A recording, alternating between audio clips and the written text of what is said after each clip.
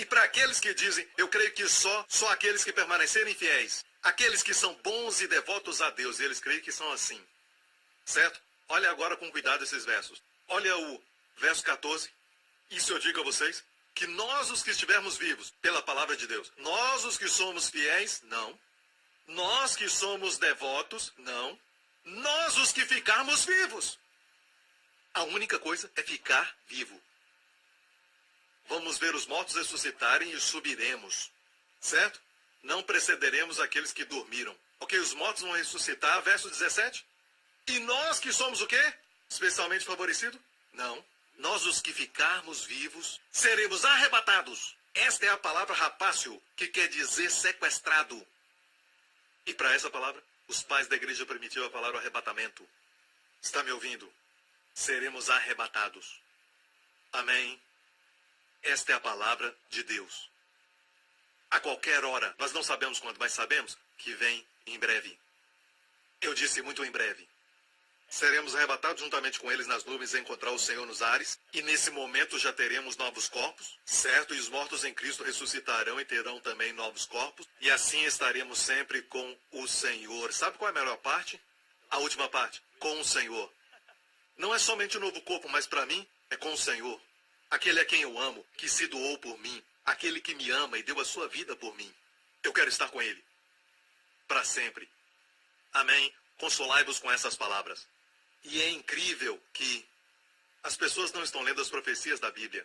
Eles olham para as 4 luas de sangue e perguntam o que significam essas 4 luas de sangue. Certo? Eu não tenho pedras para poder atirar, mas eu acho que deveríamos voltar à Bíblia e não ficar olhando para as estrelas e a lua. Você está me ouvindo? Elas só são importantes quando estão nas Escrituras, porque hoje Deus não fala através das luas e estrelas. Ele fala pela sua palavra. Até os que ensinam sobre a lua de sangue. Eles erram em falar para você muitas vezes. A lua de sangue é porque algo vai acontecer em Israel. Às vezes o evento aconteceu alguns anos depois a lua aparece. E nada acontece naquele ano. Não estamos aqui para bater nas pessoas, mas coloque o seu foco na palavra de Deus. Foque na Bíblia. Amém? E pastores e líderes, só porque existem confusões aqui e ali, isso não vem do diabo. Use a sua lógica divina, isso não vem do diabo. Trazer confusão sobre um assunto para você não pregar. E você cai nessa mentira. Se de 1 a cada 30 versos no Novo Testamento é sobre a vinda de Cristo, e existem 27 livros, e se 23 desses 27 livros falam da segunda vinda, não é porque temos que pregar sobre a vinda de Cristo? Prega, pastor Prince, aleluia! Certo? Amém? Então, o fato é este.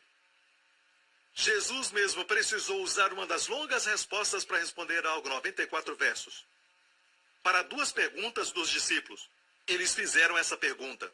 Dize-nos, quando essas coisas acontecerão? Quando tudo isso vai passar? E qual será o sinal da sua vinda? Respondeu com um dos maiores discursos que ele deu. Me diga, se a segunda vida não é tão importante, por que ele respondeu dessa forma?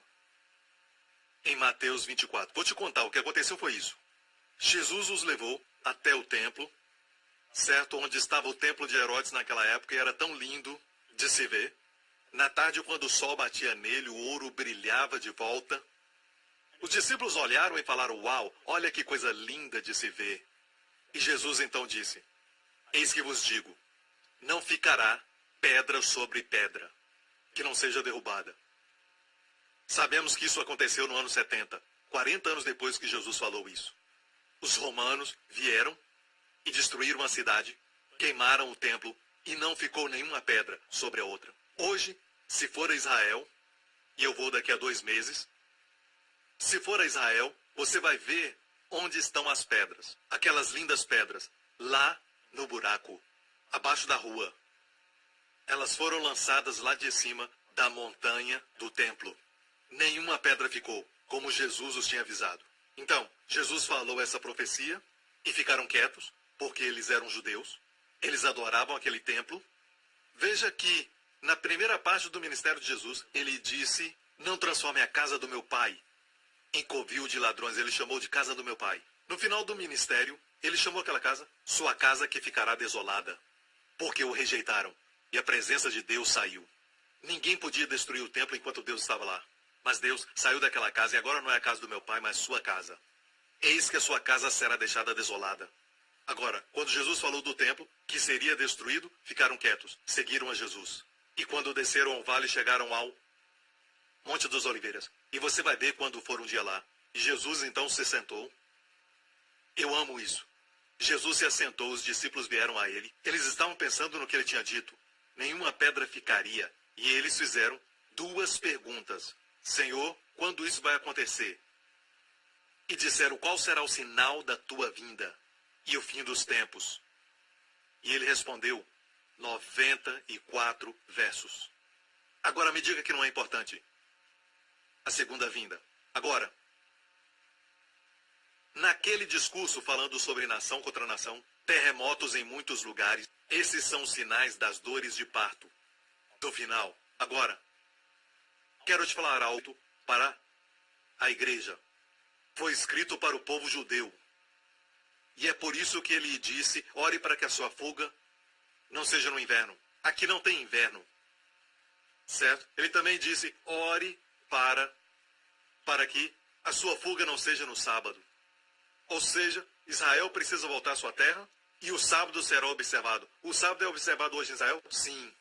Tudo está em ordem de novo. O palco já está preparado. 100 anos atrás, até mesmo antes, Marco Polo foi para Israel e disse, essa terra dos palestinos está devastada, está infestada de malária. Até a terra não está produzindo frutos.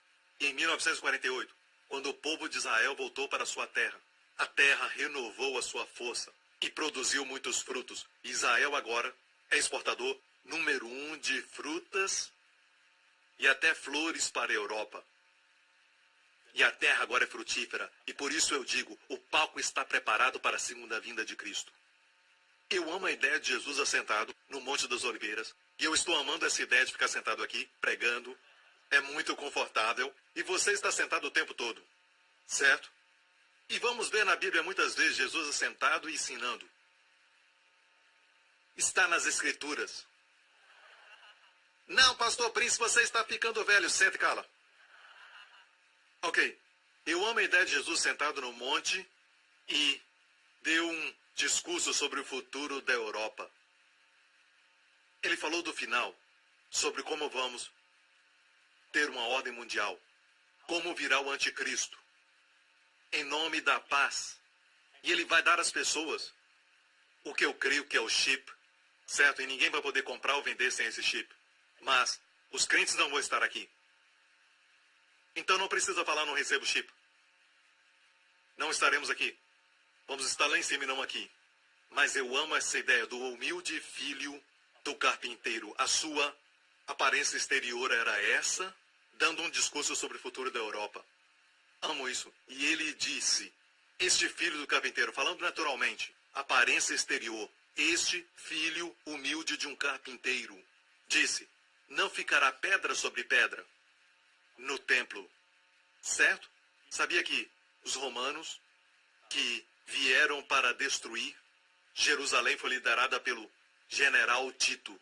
Ele era filho do imperador e mais tarde se tornou imperador também, quando seu pai morreu. General Tito era filho do imperador. Aqui está o filho do carpinteiro, dizendo, nenhuma pedra ficará sobre outra. O filho do imperador romano disse para os seus homens, não destrua o templo. E, mesmo que o povo judeu havia rebelado contra os romanos, ele queria preservar o templo. E disse aos homens, não destrua o templo, mas quando eles vieram e colocaram fogo na cidade, o fogo chegou até o templo e queimou o ouro que estava no topo do templo, e o ouro começou a derreter e escorrer pelas pedras. E os soldados, para pegarem o ouro, eles começaram as muralhas e as pedras para poderem pegar o ouro. Contrário àquilo que o general tinha dito. Mas o filho do carpinteiro tinha dito, não ficará nenhuma pedra. O filho do imperador disse, deixem o templo intacto. Qual palavra se cumpriu? Sabemos da história. Hoje, nenhuma pedra ficou sobre outra. Então, pastores e líderes, devemos olhar para a maior resposta dada a duas perguntas e dizer que não é importante. Estamos roubando a nós mesmos. Não fique com medo da profecia bíblica. E pregue no Espírito da Graça, porque o Novo Testamento é sobre isso. Isso não traz medo, mas traz esperança. Sabe de algo? Quero falar uma coisa agora, muito interessante. É isso. Sabia que na 1 Tessalonicenses que lemos, 1 Tessalonicenses que acabamos de ler, certo? A 2 Tessalonicenses, segunda carta. Em 1 Tessalonicenses, Paulo fala sobre fé, esperança e amor. Verso 3, primeiro capítulo, ele diz assim: sua obra da fé, trabalho de amor e paciência na esperança. Então, amor, fé e esperança. Mas sabe de algo? Nós sabemos o que é fé porque é muito ensinada. Sabemos o que é amor porque tem sido pregado, ainda bem. Mas esperança bem-aventurada está esquecida. Você está me ouvindo? Ou seja, as pessoas estão pensando, bem, não é bom pregar sobre a segunda vinda, as pessoas não vão entender. O diabo tem enganado a muita gente que ninguém está pregando aquilo que traz esperança. Até cristãos, quando olham para frente, não ficam pensando na bem-aventurada esperança. No grego, esperança alegre. Esperança para o futuro, fé para o presente. Sabe o que acontece no segundo livro, no primeiro capítulo, verso 3? A sua fé cresce muitíssimo e o amor aumenta, mas não menciona esperança. Eles perderam a esperança. E te digo isso. As pessoas esperam o arrebatamento, não sabem quando. E hoje vemos pessoas pensando, quando vai acontecer? Sabe, Pastor Prince? Estamos esperando por muito tempo, estamos ouvindo essa mensagem por muito tempo. Um dos argumentos de hoje é porque eu já estou ouvindo tanto do arrebatamento, mas nunca acontece. Por quê? E eu vou te falar. Pedro falou isso nos últimos dias. 2 Pedro, sabendo primeiro isso, que nos últimos dias virão escarnecedores e dirão o quê? Onde está a promessa da sua vinda? Não é o que ouvimos hoje? Onde está a promessa da sua vinda? Hã? E me ouvem pregando e dizem, que é isso? São os escarnecedores, porque desde que os pais dormiram, todas as coisas permanecem como desde o princípio da criação. É o que eles dizem. Tudo está normal, não há segunda vinda. E a Bíblia diz, mais adiante, e eles ignoram isso, que pela palavra de Deus os céus existem, e a terra que foi tirada da água e no meio da água subsiste. Pereceu o mundo coberto com as águas do dilúvio, mas os céus e a terra, que agora existem pela mesma palavra, se guardam para o fogo até o dia do juízo da perdição dos homens ímpios. Próximo verso. Mas, amados, agora fala aos crentes, não ignoreis uma coisa, que um dia para o Senhor é como 1000 anos, e 1000 anos como um dia. E Deus não vive no tempo, Ele criou o tempo, nós vivemos no tempo. Certo? Deus criou o tempo. Jesus morreu 2000 anos atrás, para Deus 2 dias. Ok? Quando ora, Deus diz, espera um minuto. Pense nisso. Só estou brincando, certo? Então, por que parece que Deus está atrasando a vinda do seu filho? Ok? Por quê? O Senhor não retarda a sua promessa, ainda que alguns a tenham por tardia, mas é longânimo para conosco. Não querendo, eu amo isso, não querendo que alguns pereçam, senão que todos venham se arrepender. Deus não quer que alguns pereçam, mas que todos venham se arrepender. Sabe por que é tardio? Ele quer que todos sejam salvos, o máximo. E nós falamos que seu atraso é, viu, sabe? Mas isso está ainda mais confirmando o amor de Deus. Escutem o que eu vou dizer, pastores e líderes. Na tipologia, Moisés pode ser um contraste com Jesus como lei e graça, ou comparado. Jesus disse, Deus vai levantar o profeta como Moisés, certo? No livro de Atos está falando sobre Jesus, então pode ser comparado. Moisés subiu ao monte e demorou a descer. Sabe o que o povo diz? Olha isso. Êxodo 32. Mas vendo o povo que Moisés tardava em descer do monte, o povo diz, vem, façamos deuses. E fizeram o bezerro de ouro. Pastores e líderes, não há santidade porque não estamos pregando sobre a segunda vinda. O povo tem essa atitude, ele não vai voltar, ninguém sabe o dia e a hora que ele vai voltar, ele tarda a sua vinda e eles começam a fazer tanta loucura. Pastores e líderes, esta é a chave. O que você está esperando para 2016? Mais 1 milhão, pastor. Vai te fazer feliz? Perguntei, vai te fazer feliz? Talvez 2 milhões. Vai te fazer feliz? Sabe, às vezes vemos as celebridades na televisão E o mundo os glorifica e nós ficamos olhando, nós ficamos admirando a sua beleza, o seu dinheiro, admiramos suas riquezas.